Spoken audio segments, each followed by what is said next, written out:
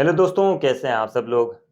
दोस्तों, आज हम बात करेंगे कि अगर आपकी पत्नी ने आपके खिलाफ 498 ए की झूठी एफआईआर दर्ज करवा दी है, तो आपके पास क्या रास्ता बचता है उस एफआईआर से बच निकलने का, अपने आप को सही साबित करने का?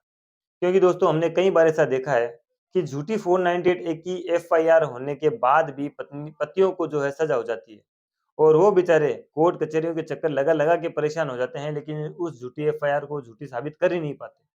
क्योंकि वो जो एफआईआर है उसमें ऐसी-ऐसी चीज़ें लिखी होती है कि वो उन चीज़ों को नोट नहीं करते और पत्नी जितने भी केसेज़ लगाती है जैसे डीवी एक्ट का है, मेंटेनेंस का है, उन केसों में वो ऐसी चीज़ जो है उसको आपको निकालने की ज़रूरत है जो आपके फ़ेवर की है।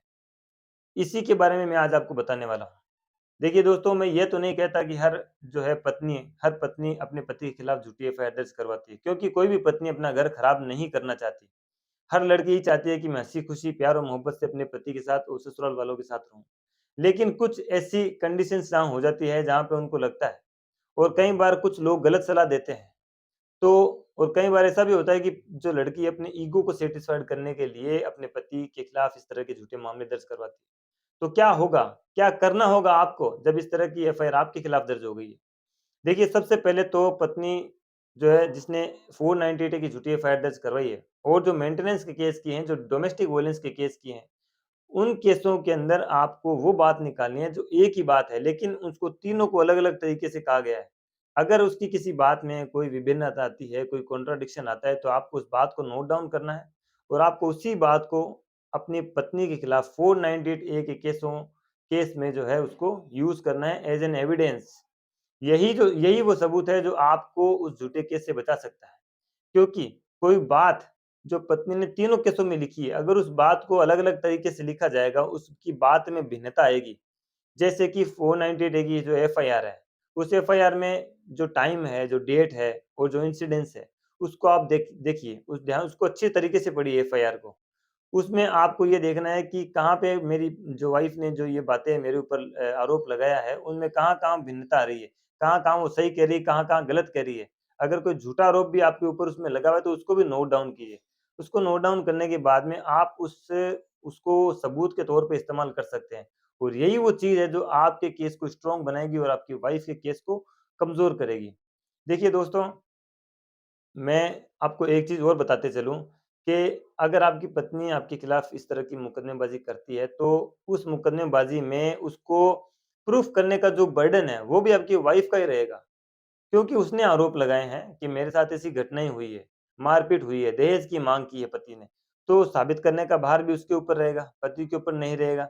ये चीज़ होगी क्लियर। लेकिन कई बार ऐसा होता है कि एफआईआर दर्ज हो गई और पत्नी ने बिल्कुल स्ट्रॉन्ग ग्राउंड पे जो है आपके खिलाफ एफआईआर दर्ज करवाई है या उसको किसी ने बहुत ही अच्छी तरीके से सलाह दी है कि उसने सारी चीज़ें एक-एक करके लिखी है और वो बिल्कुल सही साबित हो रही है, उसको कहीं भी हम तोड़ नहीं पा रहे हैं। तो ऐसी जब स्थिति हो तो अगर आपको लगता है कि आपने कुछ नहीं किया है, आप बिल्कुल निर्दोष हैं, तो आप सीधे हाई कोर्ट की तरफ जा सकते हैं। हाई कोर्ट में एक जो है सीआरपीसी का सेक्शन है 482, उस सेक्शन के द्वारा आप जो है उस एफआईआर को सीधा हाई कोर्ट से खारिज करवा सकते हैं, निरस्त करवा सकते हैं। बशर्ते कि आपने कुछ नहीं किया।